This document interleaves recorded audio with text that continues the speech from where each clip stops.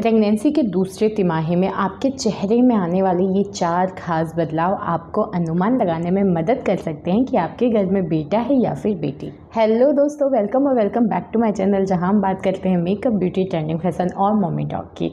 आज की वीडियो एक बार फिर से प्रेगनेंसी वीडियो है और आज की वीडियो में एक बार फिर से हम बात करने वाले हैं कुछ खास बदलाव की, कुछ खास लक्षणों की, जो कि आपको ये बताता है कि आपके घर में बेटा है या बेटी। देखिए, जैसे ही हम कंसीव करते हैं ना, जैसे ही आप प्रेग्नेंट होते हो, आपके आसपास के लोग, आपके अड़ोसी पड़ोसी, फैमिली, रिलेटिव्स कुछ ना कुछ अनुमान लगाना शुरू कर देती है कि आने वाला जो बच्चा है वो लड़का है या लड़की। और बात करें अगर गर्भवती महिला की यानी प्रेग्नेंट महिला की, तो बिल्कुल उसके दिमाग में भी ये प्रश्न तो आता ही है कि काश पहले पता चल जाता है कि आने वाला जो बच्चा है वो लड़का होगा या लड़की, तो उसके लिए थोड़ी सी प्रिपरेशन, थोड़ी तैयारियाँ हम कर लें। लेकिन ये बात भी सच है कि हमारे देश में लिंग परीक्षण के लिए अगर आप अल्ट्रासाउंड कराते हैं तो आपको और आपके डॉक्टर को, हॉस्पिटल को सज़ा हो सकती है, क्योंकि हमारे देश में ये एक कानूनन अपराध है। रीज़न बताने की ज़रूरत नहीं है, क्योंकि अगर इतिहास उठा के देखा जाए तो ऐसा बहुत बार हुआ है कि लड़की होने की वजह से गर्भपात करा दिया जाता है था पहले, लेकिन अब समाज बदल चुका है, लोगों की सोच बदल चुकी है। लेकिन तो आज की वीडियो में हम बात करने वाले हैं उन 4 खास बदलाव की, जो कि आपको अपने चेहरे में दिखेगा। तो बिना किसी देरी के वीडियो शुरू करते हैं।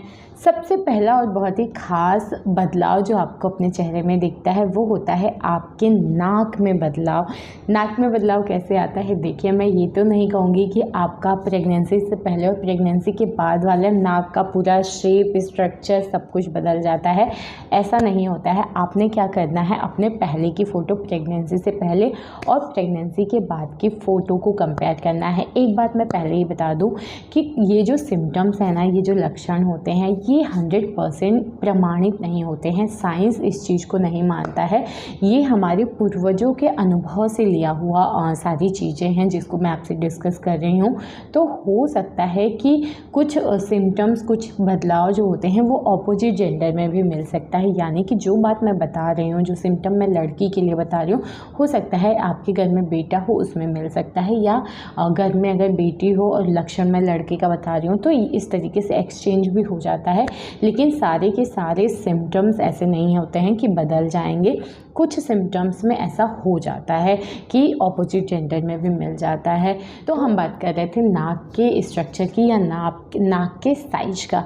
तो आपने क्या करना है, प्रेगनेंसी से पहले और प्रेगनेंसी के बाद के अपने फ़ोटोज़ को, या फिर जो लोग बाद में आपको देख रहे हैं काफ़ी दिनों के बाद, उनसे आप कंफर्म कर सकते हैं कि क्या प्रेगनेंसी के दौरान आपके नाक की साइज़ बढ़ गई है। जी हाँ, सुनने में बहुत ही फ़नी लगता है और ये लॉजिक नहीं है इसके पीछे, लेकिन ऐसा माना जाता है कि अगर प्रेगनेंसी के दौरान आपकी नाक जो है पहले से थोड़ी सी चौड़ी हो गई है, थोड़ी सी बड़ी हो गई है ना, तो ये एक लड़का होने की तरफ इशारा करता है। वहीं अगर एज इट इज़ जैसी प्रेगनेंसी से पहले आपकी नाक थी वैसी ही अब भी है, नाक में आपको कुछ खास बदलाव नहीं दिखा है, तो ये एक लड़की होने की तरफ इशारा करता है। तो आप 2 तरीके से पता कर सकते हैं। पहला, अपने फ़ोटोज़ को कंपेयर कर सकते हैं। अब नाक का साइज़ बढ़ने का मतलब ये नहीं कि बिल्कुल नाक आपकी अलग से ही दिखेगी, लेकिन थोड़ा बहुत साइज़ में अंतर अगर आ गया है, या फिर जिन लोगों ने आपको पहले देखा है और अब देखा है तो आप उनसे भी पूछ सकते हैं। तो इस तरीके से नाक के साइज़ से भी आप पता कर सकते हैं कि घर में बेटा है या फिर बेटी। अब हम बात करते हैं दूसरे बदलाव की। उसमें आपने एक टेस्ट करना है खुद से। आपने क्या करना है, अपनी आँखों की पुतलियों को नोटिस करना है। जी हाँ, आँखों की पुतलियों में आए हुए बदलाव को भी आप नोटिस कर सकते हैं और उससे भी आप पता कर सकते हैं कि घर में बेटा है या फिर बेटी है। आपने क्या करना है, शीशे के सामने, मिरर के सामने अपने आप को खड़ा हो जाना है और 1 मिनट तक अपनी आँखों की पुतलियों, मतलब टक लगा के, ऐसा नहीं कि पलकें नहीं झपकेंगी, लेकिन खुद को घूरना है, अपनी आँखों को घूरना है। और 1 मिनट तक आपकी आँखें घूर रहे हैं ना, तो जैसे जैसे टाइम बीतता जाता है, अगर आपकी जो आँख की पुतलियाँ हैं ना वो थोड़ी साइज में बढ़ती हुई नज़र आएँ तो कहते हैं ये एक लड़का होने की तरफ इशारा करता है। वहीं अगर आपकी आँख का साइज़ या पुतलियों का साइज़ जो है वो वैसा ही है, बिल्कुल उसमें कोई बदलाव नहीं आ रहा है, साइज उसका इंक्रीज़ नहीं हो रहा है, जितना है उतना ही रह गया है, तो कहते हैं ये एक लड़की होने की तरफ इशारा करता है। ये सारी बातें सुनने में थोड़ी अजीब लगती हैं, लेकिन पहले के लोग इन तरीक़ों से भी पता करते थे कि घर में बेटा है या बेटी, इसीलिए इन तरीक़ों को मैं आपसे डिस्कस कर रही हूँ। और अगर ये ना बहुत सीरियस नहीं लिया जाए तो एक गेम की तरह भी इसको लिया जा सकता है, और इससे भी आप अनुमान लगा सकते हैं कि घर में बेटा है या फिर बेटी। अब हम बात करते हैं एक और ख़ास और बहुत ही इम्पॉर्टेंट बदलाव की, जो कि आप सब ने सुना होगा, वो होता है प्रेगनेंसी ग्लो। ग्लो कह सकते हैं या आपका कलर कॉम्प्लेक्शन कह सकते हैं। तो ग्लो और कॉम्प्लेक्शन दोनों अलग चीज़ है, लेकिन दोनों ही बदलाव आपके चेहरे में दिखता है। तो सबसे पहले कॉम्प्लेक्शन की बात करते हैं। कॉम्प्लेक्शन का मतलब होता है गोरा या सांवला होना। देखिए, आप गोरे हैं, सांवले हैं, जो भी कलर है आपका, कोई दिक्कत नहीं है, भगवान ने दिया, और हर कलर अपने आप में खूबसूरत होता है। तो अब हम बात करते हैं अपने शेड की, अपने कलर की, कि देखिए प्रेगनेंसी के दौरान अगर आपको ऐसा लग रहा है कि आपके चेहरे का या आपकी बॉडी का कॉम्प्लेक्शन जो है, आपका जो रंग है वो 1 या 2 शेड डाउन हो गया है, अगर आप बहुत गोरे थे तो थोड़े सांवले हो गए हैं, सांवले हैं तो थोड़े काले साइड में, मीन्स आपका कॉम्प्लेक्शन अगर डाउन हो गया है, आपका चेहरा बिल्कुल डल हो गया है, तो भी कहते हैं कि ये एक लड़का होने की तरफ इशारा करता है। वहीं अगर आपका चेहरा जो है निखर गया है, आप पहले से गोरे हो गए हो, आपका कलर थोड़ा साफ़ हो गया है, तो कहते हैं ये एक लड़की होने की तरफ इशारा करता है।